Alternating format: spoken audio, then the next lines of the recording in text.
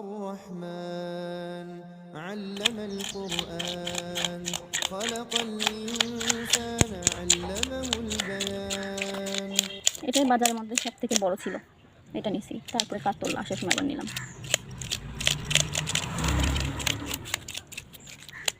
আমি একা একা কিনলে ভালো হতো, সাথে নিয়ে কিনলাম সেটা ভালো হলো না। আমি মাছ পছন্দ করে, হ্যাঁ, এই জন্য আমাকে বলে কি তুমি একটু আমার জন্য মাছ কিনে দিও, গিফট। আমি বলতে কিনো কিছু কিছু টাকা খরচ হলো না, বলতে গিফট, বলতেছি গিফট। আমি খুলনা থেকে মাছ গলদা বাঁধে কিনে আনতে কইছিল যে আমি টাকা দিব নিয়ে আসবো এরকম, আর বলে কি যে হচ্ছে আমি ভালো দিয়ে কিনে দিব আর কিনা না।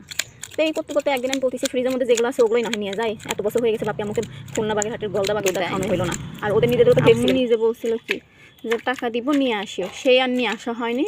এইখানে বাপি একজনের কাছ থেকে 2 কেজির মতো গলদা চিংড়ি গিফট পাইছে, সেটা আমি একাই কাটিয়ে পরিষ্কার করে ফ্রিজে রেখে দিয়েছিলাম, সেগুলো খাওয়া হলো।